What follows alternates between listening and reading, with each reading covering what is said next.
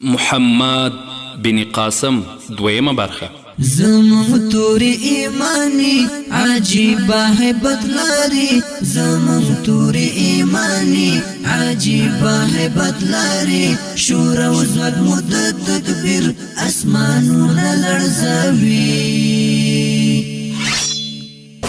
زمون توری ایمانی عجیبه هیبت لاری، زمون توری ایمانی عجیبه هیبت لاری. د محمد بن قاسم د خبرونې مینوالو خدای دې وکړي چې روغ جوړ به یاست. دا د زه محسن احسان مو یو ځل بیا کوربه یم. د خبرونې خوږو مینوالو په تیره برخه کې مو ویلي وه چې د سلما د خولې د ښامار کیسه واورېده، بیا یې له ابوالحسن څخه مننه وکړه. نن به دا واورو. سبا ته سهار وختي عبدالشمس د خپل کور په بام نه ویښ او نه ویده په حالت کې د اذان زړه وړونکي تکبیرونه واورېدل. ورو ورو یې سترګې وغړولې.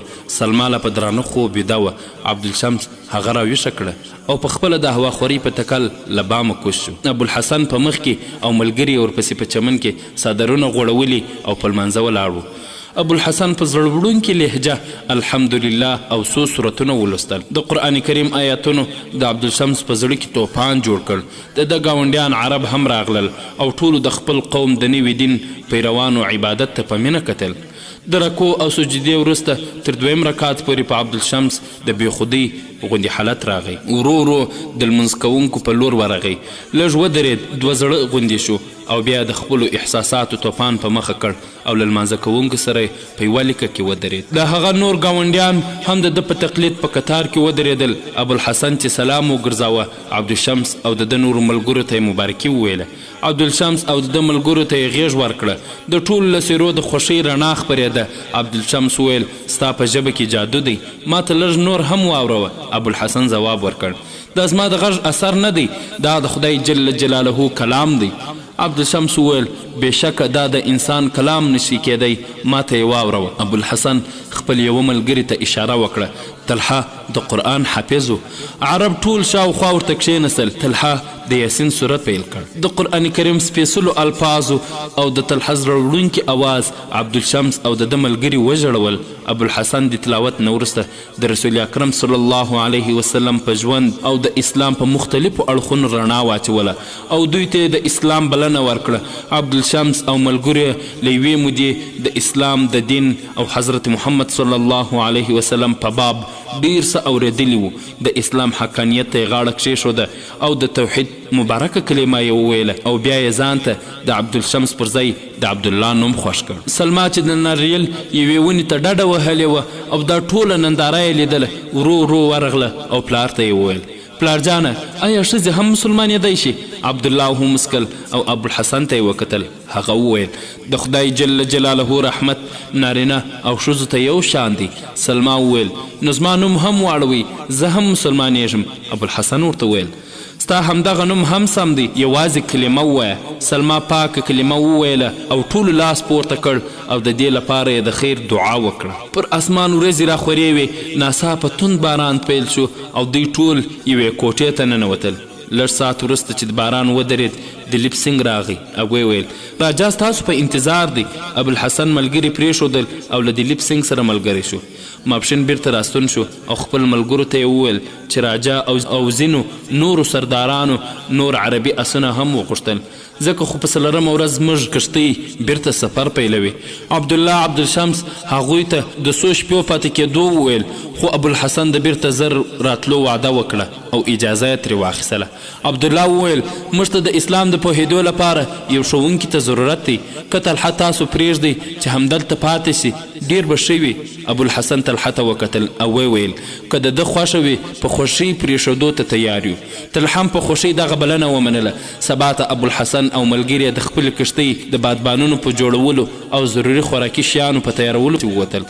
ابوالحسن له عبدالله او دلیپ سنګ سره تر مشورې وروسته په خپله ګټلې شتمني 8 پیلان او ناریال کوپړه واخیستله. ماښام مهال ابوالحسن د عبدالله په باغ کې قدم وهه چې شاته یې د پښو تر پهار واورېد. شاته یې وکت ویې لیدل چې سلما ولاړه ده. هغې سره چې 2 ورځې وړاندې د خوښیو او مستیو تصور اوس د غم او خفګان تالبو ترې جوړه وه. هغه سترګې چې د تروږمۍ له ستورو نه زیاتې زړه وړونکې او زیلدونکې وې اوس په اوښکو لمدې وې. د په لږ بې پروایي ترې وپوښتل سلما ته دلته څه کوې؟ د ابوالحسن چلند چې سلما ولید د صبر بندونه یې ونړېدل او اوښکې یې وسسېدې. پر پیدونکو شونډو یې د درد په تل کې ډوب غږ اوچت سو. تاسو بله ورځ روانېږئ؟ ابوالحسن هو. خو په تا څه شوي؟ ولې ژاړې؟ سلما هېڅ نه دي شوي، هېڅ هم نه دي شوي. په اوښکو مینځل مسکا د ابوالحسن په زړه تاثیر وکړ او وویل سلما ته تر اوسه پورې همهغې د اسلام منلو په تا کې بدلون نه دی راوستی. ته باید د محرم نارینه مخې ته رانشې. د مسلمان نجلۍ تر ټولو ستر زیور حیا ده. سلما ته تر اوسه له ما خفه یې. ما ستا په خوله جامې بدلې کړې، لمونځ کوم او پرون راهیسې له کوره بهر نه یم وتلی. آیا دا هم ضرور ده چې زه د یوه مسلمان مخې ته رانشم؟ ابوالحسن هو دا هم ضرور ده. زه تلها دلته پرېږدم، هغه به تا ته د یوه مسلمانې ښځې ټولې دندې وښایي، تا ته به د اسلام سم تعلیم درکړي. سلما ځواب ورکړ ما ته د بل چا د تعلیم ښودلو ضرورت نشته. تاسو چې څه امر کوئ منم یې. ستا په اشاره له غره نه ځان غورځولو او لاس او پښې تړلي سمندر تل ته د غورځېدو ته تیاره یم. ابوالحسن که تا ته زما خوښي او رضا دومره مهمه وي نو سلما واوره، زه له تا نه له دې پرته هیڅ نه غواړم چې له سره تر پښو د اسلام په جامه کې پټه شي. د یوه رښتیني مسلمان نیت په هر کار کې یوازې د خدای جل جلاله رضا وي، نه د یوه انسان. د کلمې له ویلو وروسته تا په یوه داسې نړۍ کې پښه کښېښوده چې نه ختمېدونکي زیار او هڅه غواړي. په دې ډګر کې چې څوک پلي کېږي په لیمو کې یې اوښکې او په زړه کې او آهونو ته ځای نشته. مسلمان ته ژوند یو لوی ازمویښت دی. د هغه په سینه کې باید داسې زړه وي چې د خدای جل جلاله په لاره کې د لوړو ارمانونو او امیدونو په قربانۍ هم درېغه ونه کړي. د مسلمان به ټټر په غشو غلبیل وي خو په خوله به یې قدر هم نه وي. ته چې عربو ته ولاړه شې هلته به ووینې چې عربي خویندې میندې چې خپل میړونه او وروڼه د غذا په لور رخصتوي، په سترګو کې یې اوښکې څه، په تندي یې د اندېښنې او خفګان کرښې هم نه وي. او دا ټول یوازې د دې لپاره چې دوی د خدای جل جلاله رضا پر خپله خوښه او رضا اوچته بولي. که تا اسلام زما د خوښ لپاره منلی و نو په ډیر تعصب باید ووایم چې تا اسلام نه دی پیژندلی. که خدای جل جلاله خوشحالوي نو کور ته ولاړه شه، زه به تل حدر واستوم، هغه به قرآن در زده کړي.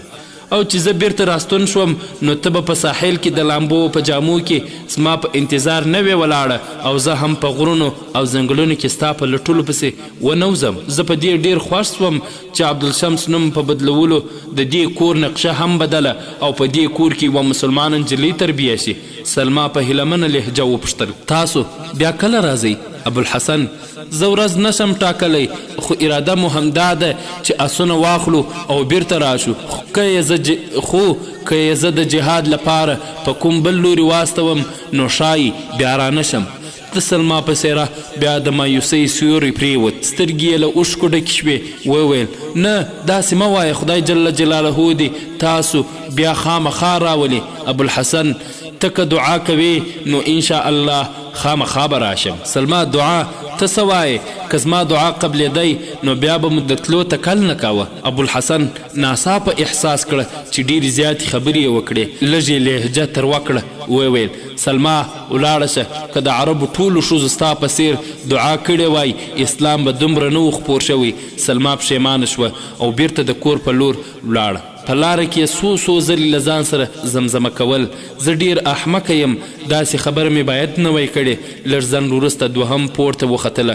لمر په لویدیځ افق د سرې سکروټې په څېر او په اوبو کې یې ډوبېدو ته تیاري نیوله. په اسمان کې دلته هلته لږ وریځو د شفق سرخي ځلوله. د نمجنې هوا څپو د ناریال له پاڼو سره په ټکر کې یوه دوامداره نغمه غږوله. سلما د شاوخوا له منظرو نه په بې پروا او ناخبرۍ وړاندې د ساحل په غاړه په هغه کښتۍ نظر ګنډلی و چې بله ورځ به یې ساحل پرېښود. په زړه کې د احساساتو او جذبو توپان راوچت شو. لاس یې په دعا اوچت کړ او وویل ای د لمدو او وچو خاونده، ما ته د یوه مسلمانې میرمن ایمان راکړه، ما ته سمه لار راوښیه او چې کله هغه بیا راشي ما وویني خفه نه شي. عجیبه هیبت لري شور او ظلم د تدبیر اسمانونه لړزوي. د محمد بن قاسم د خپرونې مینوالو درېیمه ورځ په اسمان کې ورېځې راخپرې شوې. سلما د کوټې بام ته وختله او له خفګانه په ډک نظر یې د سمندر په لور وکتل. له ساحل نه لرې د سمندر په سینه کې د ابوالحسن کښتۍ په څپو کې ټالونه خوړل. د شمال څو نږدې څپې راغلې او باران پیل شو. چې باران توند شو د دې د سترګو د سار دایره وړوکه کېدله تر دې چې کښتۍ یې له سترګو پناه شوه. که هر څومره هڅه وکړه خو اوښکې د سترګو مورګي ور ډکې کړې، په باڼوګاڼو یې لارې وکړې او د باران له څاڅکو سره ګډې شوې. سلما تر ډېره وخته لاس په دعا اوچت نیولی و او دعا یې وکړه: ای زما څښتنه، هغوی د سمندر د باغي څپو نه په امان وساتې. په باغچه کې له ابوالحسن سره تر وروستي ملاقات وروسته د سلما په خیال او عادتونو کې ژور بدلون راغلی و. هغه د ابوالحسن په بې پروایي ډېره خفه وه، خو بیا یې هم هغه د انسانیت یوه لوړه نمونه باله او په دې باور وه چې د ابوالحسن کوم عادت نه خوښیږي خامخا بد دی، ځکه خو یې بیا بې پردې د چا په مخ کې ګرځېدل پرېښودل. کله چې ابوالحسن او ملګري د بندر په لور ولاړل، دې په زړه کې له ځانه پوښتنې کولې چې آیا د ده په زړه کې به زما لپاره کوم ځای وي. کله به چې د ابوالحسن خبرې ور په زړه شوې نو په زړه کې به یې مایوسو تیارو وزرونه وغوړول او کله به د هیلو او امیدونو ډیوې پکې بلې شوې. پلار یې غږ پرې وکړ او سلما له بامه کوزه شوه. بوډا عبدالله پوښتنه وکړه: ته په دې باران کې پاس څه کوې؟ سلما: هیڅ نه پلاره. زه سلما غوښتل څه پلمه جوړه کړي، خو د ابوالحسن خبرې ور یادې شوې نو یې وویل: ما د هغوی کښتۍ څارله. عبدالله ورته وویل: هغوی خو وخته تللي دي، ولاړه شه جامې دې بدلې کړه. طلحه اوس راځي چې دواړه له هغه نه قرآن کریم زده کړو. سلما پوښتنه وکړه: تا هغه چیرته پرېښی؟ عبدالله: هغه د زید په کور کې تم دی، اوس راځي. طلحه په څو ورځو کې سلما ته د اسلام رښتینی دین ور وښود. هغې اوس په هر کار کې د ابوالحسن د رضا او خوښۍ پر ځای د خدای جل جلاله رضا په نظر کې نیولې وه. خو بیا یې هم په هر لمانځه کې لومړی دعا د ابوالحسن لپاره وه. 6 میاشتې تېرې شوې وې، د ابوالحسن هیڅ خبر رانغی. د سلما خفګان په اندېښنو او وارخطایي بدل شو. هغه به سهار او ماښام په بام ختلې وه او د سمندر په لوري یې کتل. د مندر په لوره هر بیړۍ به دې ته د ابوالحسن پیغام راوړونکې ښکارېده. دې به خپل خدمتګار هم د ورځې 2-3 ځلې بندر ته واستوه او چې بیرته به راستون شو په لالهانده به یې ترې وپوښتل: تا ښه ولیدل؟ په هغوی کې هیڅوک هم عرب نه و. د خادم به هم تل ځواب دا و چې ما ښه پوښتنه وکړه، هغه کښتۍ له بل ځای نه راغلې او یو عرب هم پکې نشته. سلما به د سمندر وړي انسان په څیر چې له ویرې او امید نه هر خس او خاشاک ته لاس اچوي ویل: تا به له ماڼوګانو نه پوښتنه کړې وه، ښایي هغوی به کوم بندر کې لیدلي وي او یا یې د هغوی په باب څه اورېدلي وي. خدمتګار به بیا په ځغاسته بندر ته روان شو. د سلما د زړه د ارزوګانو په ګنډرونو به د نوو هیلو ماڼۍ ودرېدې او بیا به هم خدمتګار مایوسی او خفه راستنېدل. د هیلو نوې ماڼۍ هم په یوه درز راوغورځوله. هغه به هر سهار په زړه کې د امیدونو نوي ډیوې بلولې او چې کله به لمر د سمندر په څپو کې ورک شو د دې د هیلو ډیوې به هم ورسره مړې شوې او د زړه د رضا به په اهونو او اوښکو بدله شوه. تر یوې مودې خو سلما نه پلار او نه طلحه ته د زړه راز څرګنداوه، خو سلما وزی هغوی دواړه په شک کې وغورځول. بهر توند باران اورېده. طلحه او عبدالله پر برنډه کې ناست و. روغبرګه یې که سلما د یوې کوټې له کړکۍ نه بهر د باران ننداره کوله. په خبرو کې د ابوالحسن یاد راغی. عبدالله وویل: خدای پوهیږي هغه تر اوسه ولې راستون نه شو؟ 8 میاشتې پوره شوي چې تللی دی. طلحه وویل: که خدای جل جلاله د سمندر د خطر نه ژغورلی وي نو د دومرې مودې نه راتګ یوازې سبب یې دا دی چې هغه چیرته جهاد ته تللی دی. عبدالله وویل: نن ماته دلیپ سنګ وویل چې له دې ځایه نږدې 10 میله لرې د مالابار یوه کښتۍ ډوبه شوې چې یوې کښتۍ 15 تنه ترې پورته کړي او دلته راغلې ده. طلحه پوښتنه وکړه: په کښتۍ کې ټول څو کسان وو؟ عبدالله: ښایي 20 تنه وي. کښتۍ لویه وه خو د سوداګرۍ مالونه پکې بار وو. طلحه: کښتۍ څنګه ډوبه شوې ده؟ عبدالله ماڼو چې سایل نږدې لیدلی بې پروا شوی او کښتۍ یې له یوه کمره سره جنګولې او ټوټه ټوټه شوې ده. سلما په خپله کوټه کې ناسته وه او په چرتون کې ډوبه وه. هغې یوازې وروستۍ خبرې واورېدې او د یوې شېبې لپاره یې وینه په رګو کې وچه شوه. له برنډې نه بیا د عبدالله غږ اوچات سو. دغه کمرونه ډیر خطرناک دي. هر کال دلته یوه نه یوه کښتۍ ډوبیږي. د هغه ځای د خلکو عقیده داسې ده چې په دغه کمرونو کې د سمندر د دیوتا خدای عبادت ځای دی. دا چې یې واورېدل د سلما په رګونو کې غیر معمولي لړزه پیدا شوه. جګه شوه ولاړه او د پلار په مخ کې ودرېده. د هغې هیبت ځپلي او سپین تښتېدلی رنګ ته چې د عبدالله پام شو ترې ویې پوښتل لورې په تا څه شوي دي؟ لږ شېبه د احساساتو له زوره د سلما غږ په ستون کې بند شو. د رنځ او د درد په تل کې ډوبو سترګو یې وویل تاسو چې له ما نه څه خبرې پټوئ زه پرې خبره یم. طلحه حیران شو وویل لورې څه خبره ده؟ د سلما شونډې ورپېدې په سترګو کې یې اوښکې وځلېدې او وویل ووایي د هغه کښتۍ څه وخت ډوبه شوې ده؟ تاسو ته چا وویل؟ او هغه تاسې ولې چوپ یاست؟ د خدای لپاره یو څه ووایي. زه هر بد خبر اورېدو ته تیار یم. سلګۍ او آهونو د دې د خبرو لړۍ سره شلولې. عبدالله پریشانه سو. ځواب یې ورکړ موږ د بالامار د یوې کښتۍ خبره کوله. نن ما ته دلیپ سینګ وویل خو سلما د پلار خبرې ورغوسې کړې. نه له ما نه خبره پټوئ. ما ته په دروغو تسلي مه راکوئ. دا یې وویل په سلګو شو او کوټې ته ننوتله. بوډا پلار څه وپوهېد څه نه. طلحه ته یې وکتل او بیا کوټې ته پسې ورننوت. سلما پړې مخ پرته وه او سلګۍ یې وهلې. د بوډا پلار زړه وسوځېد او دې ته نږدې کښېناست.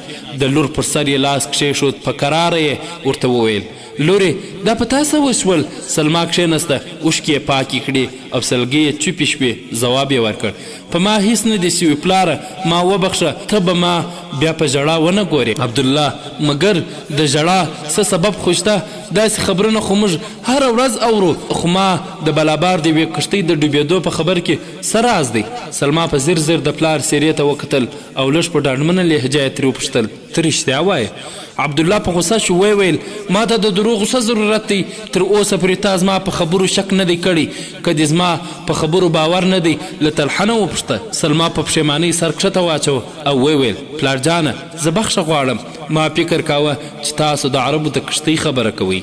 عبدالله لورې که ما خدای ناخواسته د هغوی د کښتۍ د ډوبېدو خبره اورېدلې وای نو تر تا به لږ خفه کېدم. د شپې تر ډوډۍ وروسته د عبدالله مزدور د ماسخوتن لمونځ کاوه او خدمتګاري لوښي مینځل چې د دوی د دروازې ور وټکېده. سلما خدمتګار ته وویل ښایي زید او قیس راغلي وي. تا خو به دروازه بنده کړې نه وي.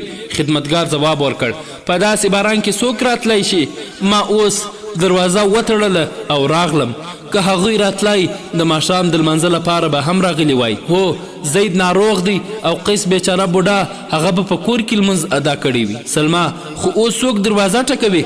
خدمتګار دا ستا وهم دی دروازه شمال ګړبوي. سلما نه د چا غږ هم اورېدل کیږي. دا دی زه ورځم. د سلما زړه په درزا شو. په تیاري کې یو ګام وړاندې د لیدو امکان نه و. د برېښنا په رڼا کې یې له ونو نه ځان بچ کړ او تر دروازې پورې ورسېده. د دروازې تر شا یې د چا ارګمۍ وانه ورېد. مایوسه شوه او بیرته راستنېده. دروازې ته ټیکا ورکړه او په زوره یې غږ وکړ څوک شته؟ یوه شېبه د سلما پښې په ځمکه میغ شوې. بیا یې په یوه ټوپ دروازې ته ځان وررساوه او دروازه یې بیرته کړه. د سلما په مخ کې د یو لوړ قد ځوان ولاړ و. هغه وپوښتل دا د عبدالله کور دی؟ تر څو سلما ځواب ورکوه برېښنا وپړکېده او په رڼا کې ابوالحسن سلما وپېژانده او پر دروازې ننوت. ابوالحسن وویل اوهو ته بخښه غواړم ته زما په خاطر باران لمده کړې. سلما په زړه کې وویل کاشکې ته پوهېدای چې دا د باران څاڅکي په ما څومره ښه لګي. بیا یې ابوالحسن ته وویل راځه دننه. په برنډه کې عبدالله او طلحه د ابوالحسن غږ وپېژند او ښه راغلاست یې راووتل. عبدالله وویل څوک دی؟ ابوالحسن. ابوالحسن د برنډې په زینه پښه کښېښود او ځواب یې ورکړ هو صیب زه یم. زه بخښه غواړم چې تاسو مې په دې ناوخته کې په زحمت کړی. طلحه پوښتنه وکړه وایي خیرت خو دی ستا نور ملګري چیرته دي؟ ابوالحسن هو خیر خیرت دی. ما هغوی په کښتۍ کې پرېښي او راغلم. ما ته نه وه معلومه چې تر دې ځایه را رسېدو پورې به دومره جنجالونه وي. په لاره کې یو ځای وښویېدم. 2 ځلې په لښتۍ کې ولوېدم. ستا د کور په ګمان مې د 5 پردیو کورونو دروازې یې وټکولې د یوه کور څو وفاداره سپیانو را باندې حمله وکړه. عبدالله سلما ته غږ کړ. سلما تر اوسه د برنډې نه بهر د بېخودۍ په حالت کې ولاړه وه. اوس هم د باران څاڅکو د دې له باړخوګانو نه اوښکې مینځلې، خو دا د خوښۍ اوښکې وې. د پلار په غږ را بیداره شوه او په منډه برنډې ته ننوتله. ویې ویل څه وایه پلار جانه؟ عبدالله لورې ولاړه شه، ابوالحسن ته وچې جامې او ډوډۍ راوړه او نورو میلمنو ته هم ډوډۍ تیاره کړه، زه به هغوی راولم. ابوالحسن وویل ډوډۍ موږ ټولو خوړلې ده، تاسو هیڅ زحمت مه باسئ. د جامو له بدلولو وروسته ابوالحسن له عبدالله او طلحه سره تر ډېره وخته مجلس کاوه. هغه د خپل زنټ په باب وویل چې د بصرې نه یې افریقا ته د څه کار لپاره استولی و. او اومه ورځ عبدالله په خوښۍ د ابوالحسن او سلما نکاح وتړه. د محمد بن قاسم د خپرونې مینوالو دا چې په راتلونکي کې څه وسول انشاءالله په راتلونکي کې به یې واورو. د نن ورځې خپرونه په همدې ځای پای ته رسوو. تر بیا چې ستاسو په درانه حضور کې حاضرېږو، تاسو ټول په لوی الله جل جلاله سپارو. السلام علیکم ورحمة الله وبرکاته. هو الله الله هلته ژوندی آبادي اسمانونه لړزوي. زمون توري ایمانی عجیبه هیبت لري، زمون توري ایمانی عجیبه هیبت لري. شور او زوال مود تدبیر اسمانونه لړزوي. پاک ذل جلالت د ښکلي دین خدمت لره، ته یې کړه قبول دغه سپېڅلي منقبت لره، ته یې کړه قبول دغه سپېڅلي منقبت لره. تا ته په دعا همیش غواړي ستا رضا همیش، تا ته په دعا همیش غواړي ستا رضا همیش.